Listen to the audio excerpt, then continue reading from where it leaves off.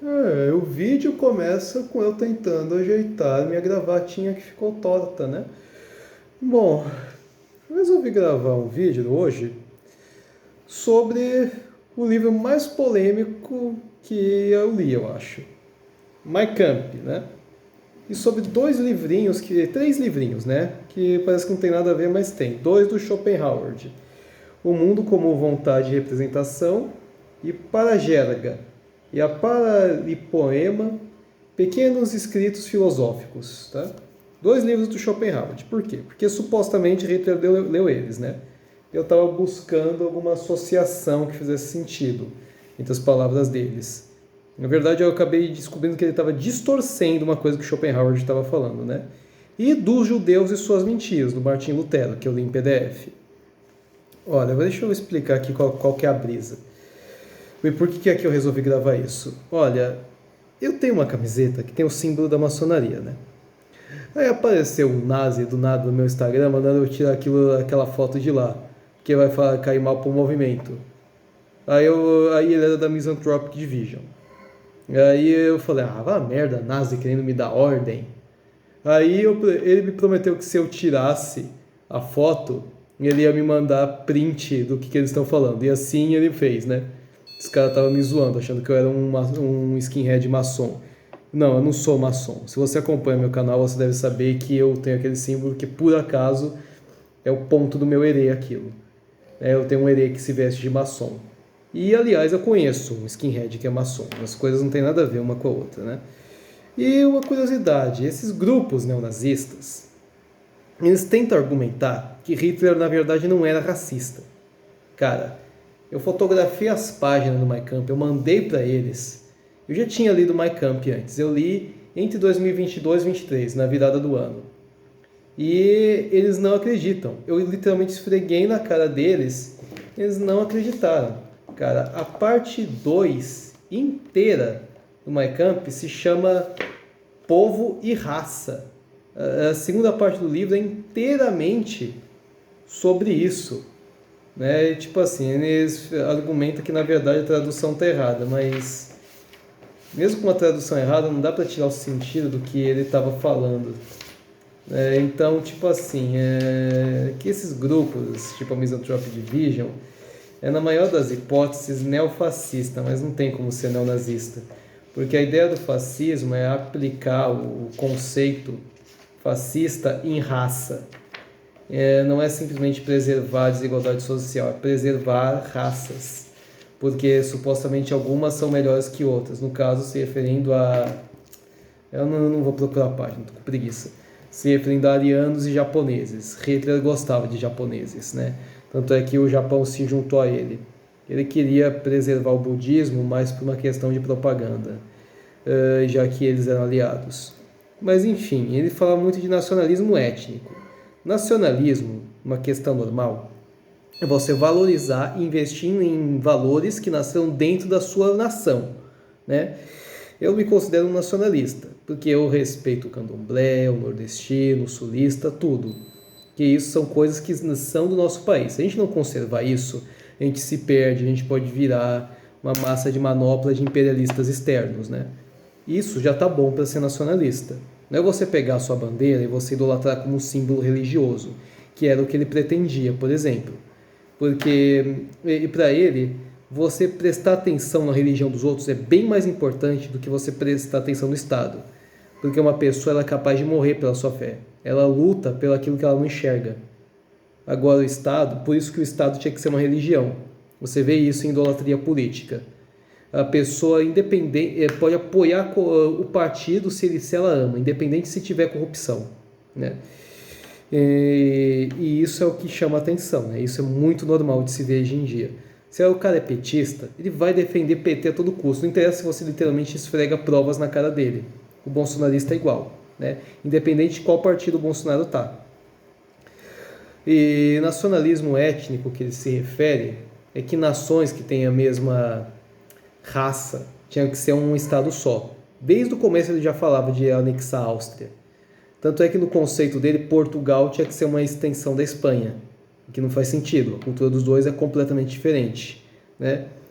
Ele, desde criança, era uma pessoa, um moleque que, apesar de inteligente, ele era muito frustrado, muito implicante, né? E ele era apaixonado por história e geografia, por incrível que pareça. Ele queria investir na educação para isso, né? Na educação. O que Hitler gostava e queria investir na educação? Queria, porque a educação para ele tinha que ser uma propaganda. A propaganda tinha que ter muito cuidado para não ter murmúrio de intelectuais que iam ficar questionando. A propaganda tinha que, inclusive, controlar a arte, os jornais, tudo. O Estado tinha que estar sob controle de tudo. Propriedade privada não, porque todos têm que servir ao Estado. Curiosamente, quando ele era jovem, ele negava a todo custo ser funcionário público, ele queria ser artista, tinha muita implicação com o pai. Deu para perceber que ele admirava e odiava o pai dele ao mesmo tempo. Ele tinha sérios problemas com o pai Hitler, aqui dá para perceber no livro. E assim, ele já observava que desde aquela época a arte estava sendo prostituída. Como assim prostituída? A arte, ela... Sexo, erotismo, mulher pelada, né? A prostituição estava em alta quando Hitler entrou no poder. E a prostituição estava espalhando a sífilis. Eu vi até uma frase interessante dele que dá para usar sem contexto. Das doenças dos filhos se evidencia a tara dos pais. Ele jogou essa frase. Interessante porque dá para você jogar sem contexto, como se ele estivesse falando de moralidade, mas ele estava literalmente falando de tara sexual. Porque sífilis se passa sexualmente transmissível. Se a mãe tinha sífilis, o filho nasce com sífilis, né? E assim, ele queria investir nesse ensino de história e geografia porque não é simplesmente gostar, é se orgulhar do povo alemão, se orgulhar da raça, né? E menosprezar raças inferiores, segundo ele, né? E por isso, o patriotismo dinástico, que é o que tem simplesmente monarquia, bem diferente, tinha que ser combatido. Para ele o que se importava era o nacionalismo racial, né? E tanto é que no conceito dele, as pessoas elas tinham que o povo era dividido em 3 classes, tá? Os fundadores, é que eu estou lendo aqui a minha colinha, tá? Não estranha, ficando olhando para baixo. Fundadores, que são japoneses e arianos, que fizeram tudo para ele, o que é uma falácia, né? Ele tem várias invenções que são pessoas negras, judeus, árabes, chineses que inventaram. Só a China criou a bússola, mapa, criou tudo, papel. Você consegue se imaginar sem papel para escrever qualquer coisa? Chinês, cara. A China, dizem que o povo chinês e japonês tem o maior QI do mundo. Os depositores, né, que são pessoas que davam para você substituir animais, que era exemplo de negros. Você sabia que Hitler dizia que a escravidão foi um erro da humanidade? Nossa, os pseudo-nazistas vai escutar falando isso. Uau! Sabe por que ele dizia isso?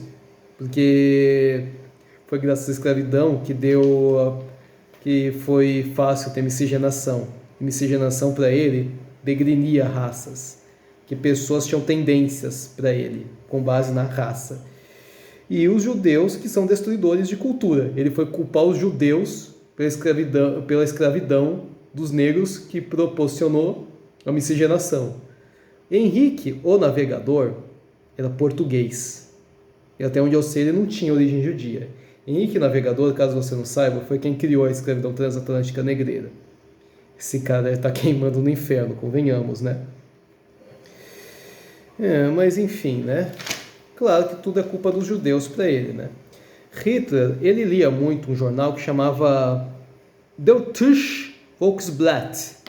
Eu tenho um péssimo alemão, não falo alemão. Se você fala alemão, talvez você tenha entendido o que eu escrevi.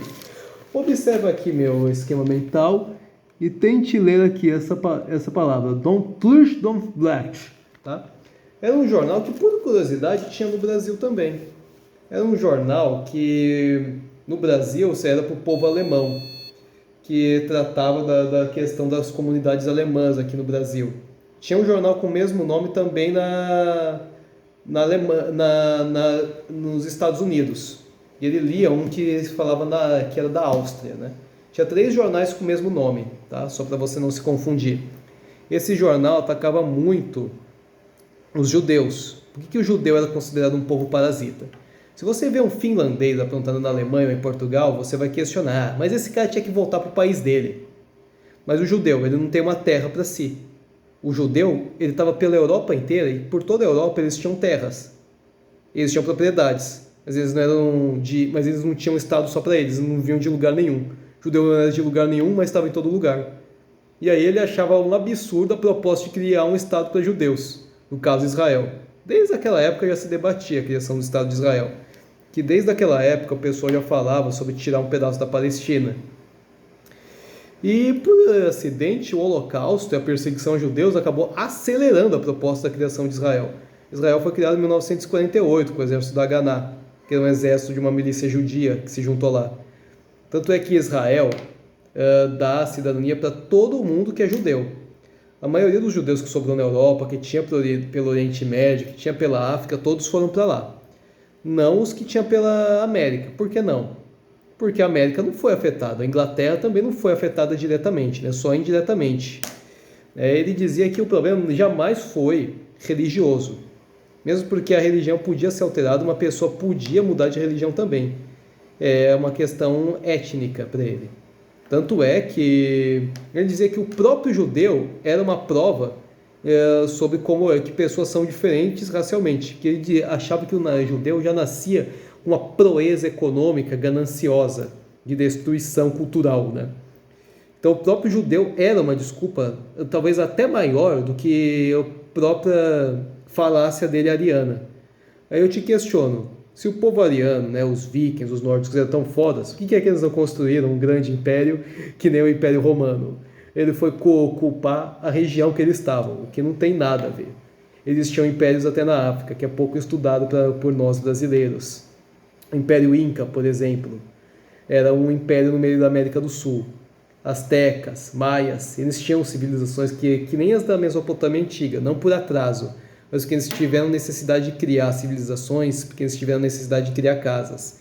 Um índio, ele não é inferior por causa da cultura dele. Pelo contrário, sabia? Você nasce já respirando capitalismo. Antes de você ter noção do que é moeda, capitalismo e Estado, você já estava vivendo aquilo. O índio, quando ele nasce, ele não tem que se preocupar com nenhuma dessas causas sociais e políticas. Eu acho que o índio que tem uma cultura superior à nossa, aliás, é uma crítica minha. Porque por que o índio vai derrubar a árvore? Ele no máximo faz uma oca, tá bom pra ele. Quer comer? Come uma fruta, vai caçar e acabou, porra. A gente não tem esse tipo de problema, né? A gente criou um sistema para ser submisso a ele e ainda criticar ele, né? O ser humano é um bicho foda, né? Então, assim, essas críticas culturais dele não colam, né? Por que o povo no Amazonas tem que derrubar tudo para construir uma civilização? Não tem essa necessidade. Campinas, Campos do Jordão, Campo Grande, sabe por que essas cidades têm esses nomes? Porque o índio, quando ele descobriu que ele podia plantar, ele botava fogo na mata inteira e depois ele podia usar o solo.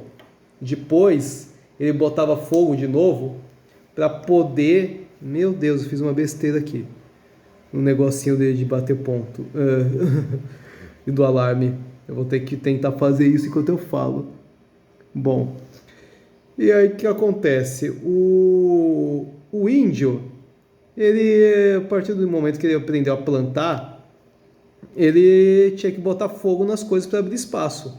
Tanto é que índios se uniram a portugueses porque era interessante ser, vamos dizer, europeuzado, porque encaixava na cultura deles, nesses hábitos deles, e por isso eles entravam em conflitos com outros índios, que eram mais arcaicos nas ideias, né? Foi a opção de índios se juntarem a portugueses, não foi simplesmente uma caça. A mesma coisa acontecia na África, regiões mais isoladas. E os impérios africanos, com o tempo, todos foram caindo, né? Inclusive, o homem mais rico da história, Mansa Musa, era africano, que era o imperador do Mali. Ele era tão rico que um dia ele teve a ideia de dar de presente ouro para todos os cidadãos do Cairo, o que deu um problema inflacionário por 10 anos, porque o ouro perdeu valor. Mas voltando a falar sobre Hitler, né?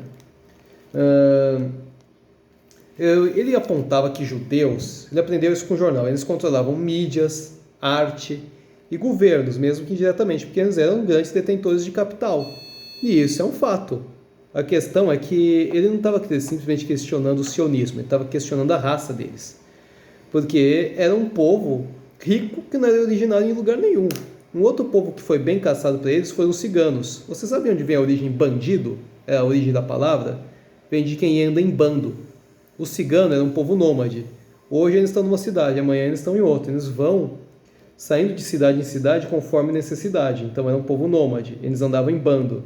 Então, bandido era cigano, né? Isso começou a ser associado ao longo tempo com bandido, que passou a ser associado a longo tempo com algo ruim, a mesma coisa que criminoso, porque criminosos que fazem arrastão, eles também estão andando em bando, eles também são bandidos. E esses povos que não eram bem vistos, como os judeus e ciganos, eles eram bandidos, logo passaram a ser associados a criminosos, né? Teve todo um holocausto contra ciganos também, o que inclusive é pouco comentado, é pouco estudado isso, mas ciganos eram algo quase tão grande quanto os judeus.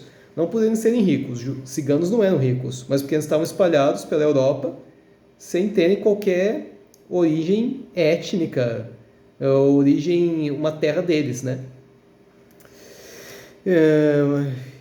E em geral, tem uma falácia que esses pseudonazistas falam, eles usam de prova soldados alemães juntos de negros. O próprio Hitler apontou no Mein Kampf que eles tinham que ser usados para favorecer uma escravidão futuramente e favorecer a submissão deles futuramente.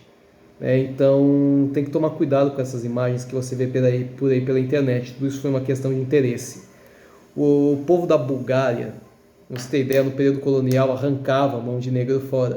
Aí se um exército estrangeiro acaba com a Bulgária, chega na África e dá comida e alimento para eles, de quem você acha que os búlgaros e que os congoleses vão ficar do lado? Eles não têm nem noção do que ele está falando. Mesmo se tivessem, está combatendo o colonizador, não está?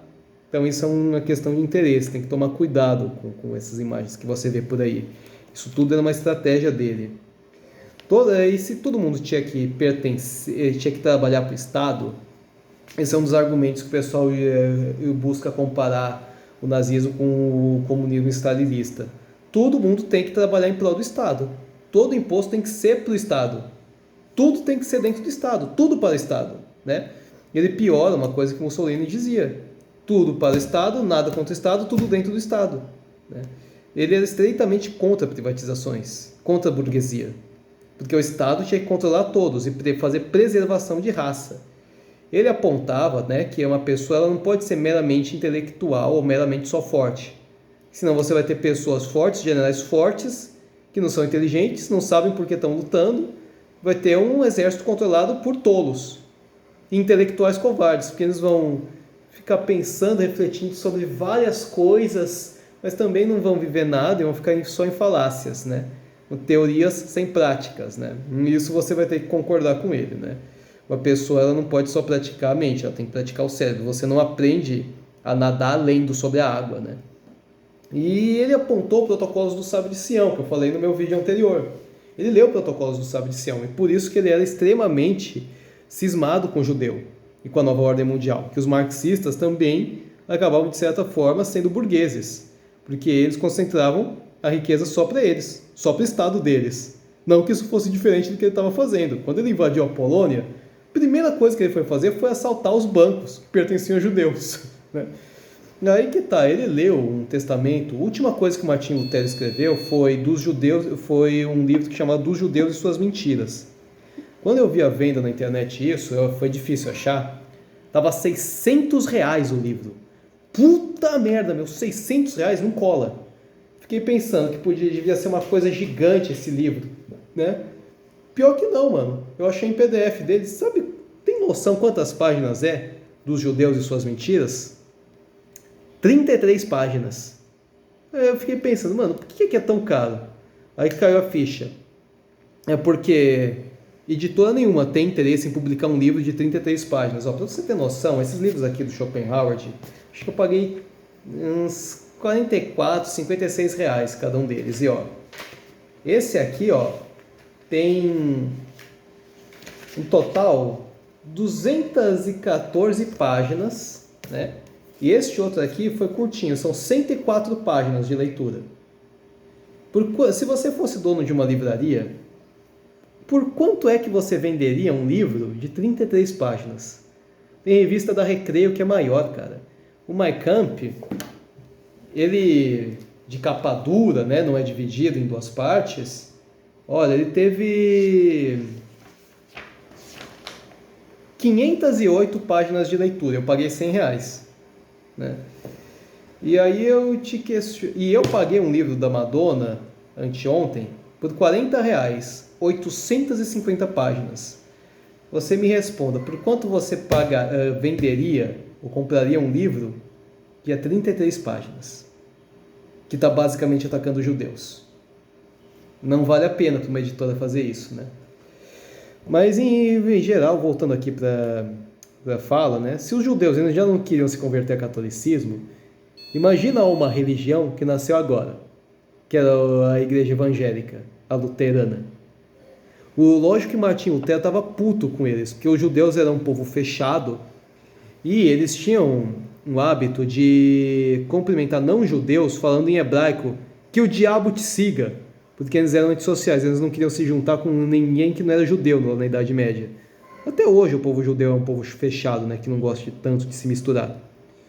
E ele abominava os judeus, ele propôs até botar fogo em sinagogas, soterrar o resto que sobre, tirar todo o ouro e prata que os judeus tinham, e caso ele se convertesse, você dá no máximo um pouco de comida para que o homem alimente a si e a sua família. Nossa, o Martinho Lutero ele pegou bem pesado, né, naquela escritura dele. Mas por que é que ele propôs isso? Porque o Martinho Lutero também tinha apontado isso que o Hitler estava falando, que era um povo parasita. Porque desde aquela época, até antes, eles estavam espalhados pelo mundo, mas não tinham uma terra para si. Eles eram detentores de grande riqueza. O Martinho Lutero chegou até a falar que tinha que envenenar os poços que os judeus tinham para beber água. Nossa, Martinho Lutero, quando ele morreu, ele estava putaço com os judeus, cara, né? Mas, enfim, né? Agora, uma curiosidade sobre Schopenhauer. Você sabia que ele adorava hinduísmo? Assim, eu não acredito que uma pessoa que estuda tanto religião, sobre Deus, seja ateia. O Pondé, por exemplo, ele se diz ateu, mas ele tem umas reflexões tipo: só o fato de Deus deixar a humanidade viva já é uma prova de amor dele. Ele reflete muito sobre Deus, sobre o cristianismo, o que Deus pensaria. É impossível que ele é ateu. Porque, tipo, ele reflete muito, e se Deus? Por que Deus? Né? Ele, no fundo, ele acredita sim em Deus, mas algum ego dele impede ele de dizer que acredita em Deus. Por isso que se diz ateu. Né? Ah, mas então por que Deus não te protegeu? Por que Deus não fez isso? Ah, porque não existe. Porque ele não compreende. Né? Por que é que do nada eu falei do Pondé? Que Arthur Schopenhauer ele tinha uma característica interessante. Em algum momento da vida ele leu os Vedas do hinduísmo, ele se apaixonou por hinduísmo. O que acontece? Ele inventa as metáforas dele, as divisões de visão dele a partir de visões hindus, né? A trindade Brahma, que é o centro de tudo, o mais próximo que tem de Deus, né? Vishnu, o conservador, e Shiva, a destruição, né? Existem rumores até que Schopenhauer ele lia os Vedas toda noite antes de dormir. Cara, ele era um proto-hindu praticamente. Eu tenho certeza que se você pegasse Schopenhauer e tacasse lá na Índia, ele ia acabar se convertendo de vez e ia virar um monge. Não tenho dúvida nenhuma, né?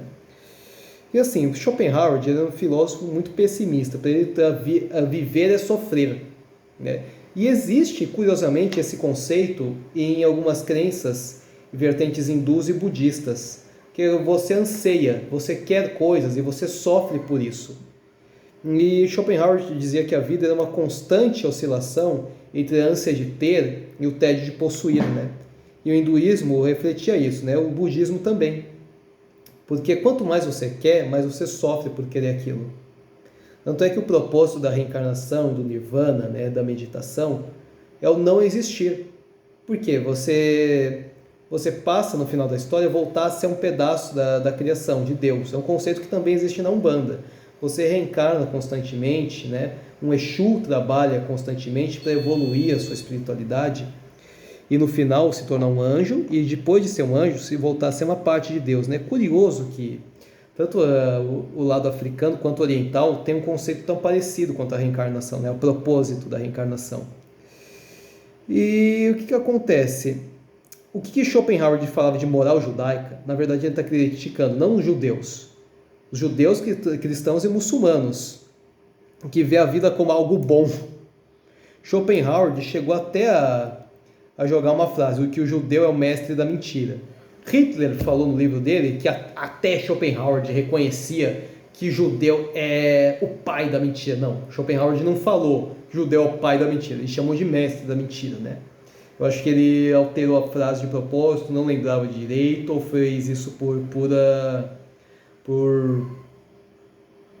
maldade, né? Por mau caratismo. Você não pode acreditar que Hitler era um homem honesto, vai? Ou você vai acreditar nisso? Mas enfim, né? E Schopenhauer ele também dizia, né, que o suicídio é uma coisa ruim. Por que um cara que odeia tanto a vida vai reconhecer o suicídio como algo ruim? Porque o suicida, na verdade, ele quer viver. Ele está se matando porque ele não tem para si os desejos que ele quer, porque ele não consegue. Então ele está fazendo isso porque ele não alcança o algo bom. E o que é a impressão que eu tive aqui? Que Hitler ele viu que Schopenhauer culpou os judeus por essas morais que a gente tem hoje, que o cristianismo e o islamismo herda, né? E ele ignorou por completo os conceitos de compaixão que ele tinha. Porque assim, cara, eu fui ler aqui o livro dele, cara, de verdade, não tem absolutamente nenhum ataque direto ao judaísmo.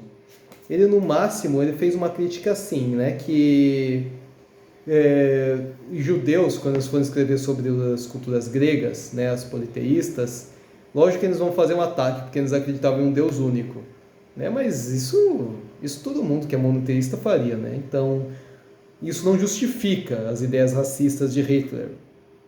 Acho que ele citou Schopenhauer aqui de forma distorcida por mau caratismo, creio eu, né. Então, assim, esse pequeno testamento do Martin Lutero e esse jornal que Hitler lia teve uma forte influência sobre o ver de Hitler sobre o mundo, 100 vezes mais do que Schopenhauer. Eu li o livro para confirmar e caçar uma visão antissemita de Schopenhauer, né? Não chega a ser antissemita, no meu ver, mas enfim, né? O que eu concluí lendo isso aqui, né? Que Hitler, a visão dele era puramente racista, né? O fascismo não é necessariamente... droga, eu sujei minha calça. Necessariamente racista, né? Os integralistas, né? Boa parte deles, pelo menos, eles eram contra racismo. E por curiosidade, sabia que a gente teve um presidente integralista? O Médici, ele era do Partido Integralista quando ele era jovem. Ele era simpatizante e ele sempre se afirmou integralista, né? Dessa você não sabia, né? Que o nosso terceiro presidente da ditadura, Médici, era integralista, né? Mas também, na época, o presidente não tinha que dar satisfação sobre nada, né? A gente estava bem no período da linha dura da ditadura, né? Ele e o Costa Silva. E o governo dele acho que foi o ápice da ditadura. A gente não tem muita declaração sobre isso, né? Mas isso tá aí uma curiosidade. Salazar, Franco, Getúlio, todos eram fascistas, né? E pelo menos o Getúlio e o Franco eu acho que não eram racistas, né? O Salazar, talvez a gente possa debater sobre isso por causa da exploração dele da África, né? Porque na época Portugal ainda tinha colônias até os anos 70.